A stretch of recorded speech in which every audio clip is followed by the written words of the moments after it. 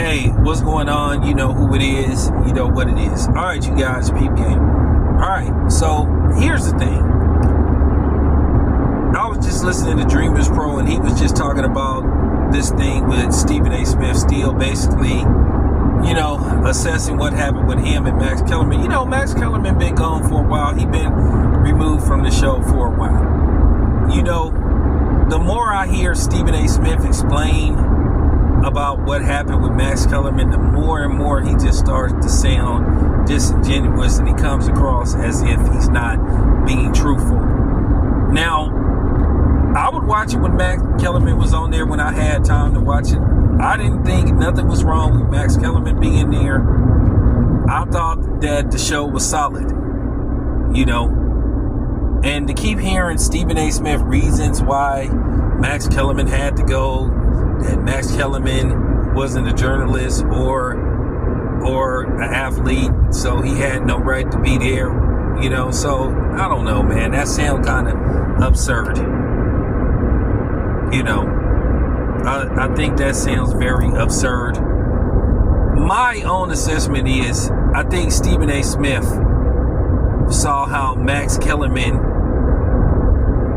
was more inclined to what was going on with us.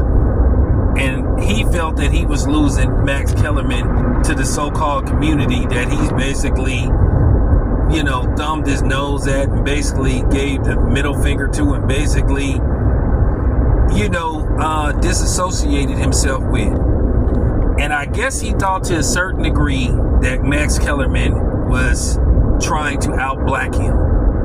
And I think to a certain degree, I think that bothered him when certain guests would come on there and they seemed to be more comfortable with Max Kellerman than they was with Stephen A. Smith.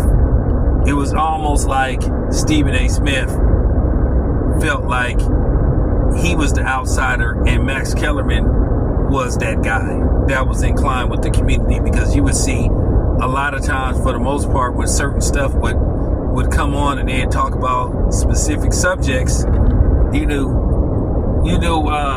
Stephen A. Smith would try to be, for the most part, he'd try to act like, quote unquote, as they used to say, that he was down and that he was fighting the good fight. But it seemed like Max Kellerman was more sincere. And I think Max Kellerman would come across as more genuine than Stephen A. Smith. And I think that Stephen A. Smith saw that. And I think what really triggered him and what made him determined to find a way to get rid of Max Kellerman is when Terrell Owens came on there and he basically insinuated that Stephen A. Smith was being a coon.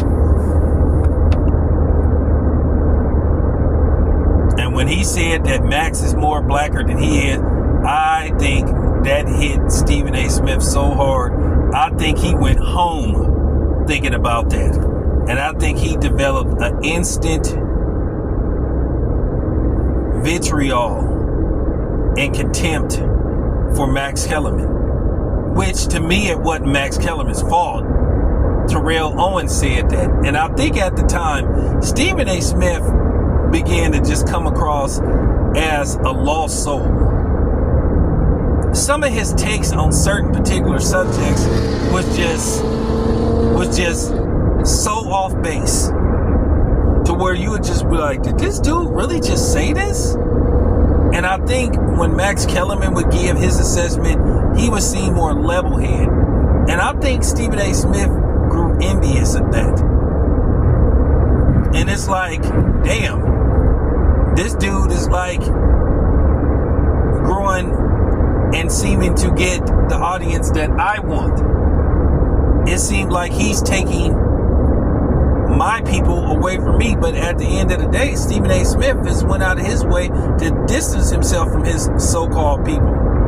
And I think when he saw how a lot of people were starting to align themselves with Max Kellerman, and they seen how Max Kellerman was getting very comfortable with speaking on certain stuff that was going on in our community. Now, whether it was sincere or fake, I'll put it to you this way: Max Kellerman did a good job of selling it.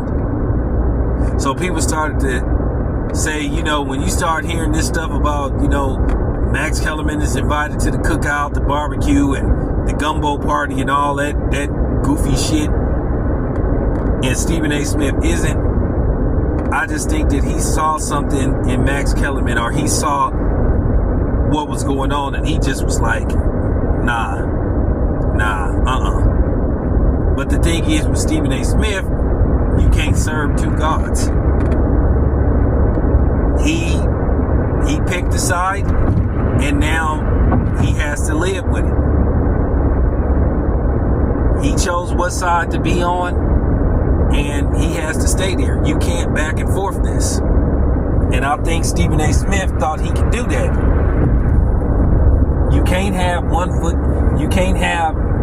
in, through the conscious door, and then, at the same time, you still want to walk through the coon door. And I think Stephen A. Smith thought that he could walk through two doors at the same time. No, you chose to be who you are. You chose what direction to go. You chose the door on the left instead of the door on the right. Get it? Right door, righteous. But with that being said, I think Stephen A. Smith thought that he can, that it was a revolving door, jump in and out whenever he wanted to. But you just started to see him slowly but surely start more and more acting like a dude that he say he can't stand, which is Jason Whitlock. And to a certain degree, it seems like them dudes be competing for who can out-sambo each other, who can be the biggest watermelon man, who want that extra syrup on those butter biscuits.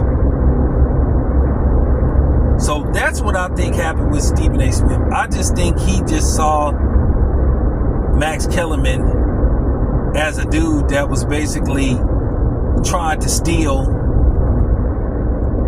the people from his community from him. And he saw how much that the people from the black community was getting comfortable with Max Kellerman. And I think that bothered him. I mean, I know he'll never admit it, but that's what I think. That's my own personal assessment on why I felt like he was determined to get rid of Max Kellerman. How he went about doing it, I mean, it's fucked up.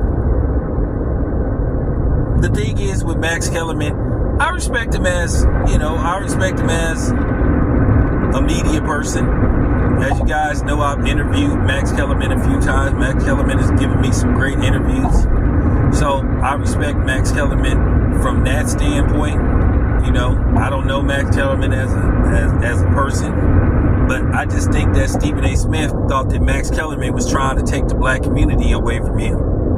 And I just think that he just felt like, nah, I can't go for that. But the thing is, Stephen A. Smith at times, or should I say a lot of times, tried to distance himself from the black community. But I guess he, like a typical woman, want his cake and eat it too. He don't really want something, but he just wanted to be there. But he don't want nobody else to have it. Sort of like a woman that, she don't want to be with a certain dude, but then at the same time, she don't want nobody else to have him. She'll mistreat him, she'll dog him out, but then she don't want him exclusively. But at the same time, she don't want him to deal with nobody else but her. And I just think that's what Stephen A. Smith thought he could do with Max Kellerman, and particularly the black community. And I was here to tell you, Stephen A. can't do it. Once again, you can't have a real wedge. So that's what I think happened. That's my own personal assessment of the situation. But there you have it. It's your boy Envies. I'm out.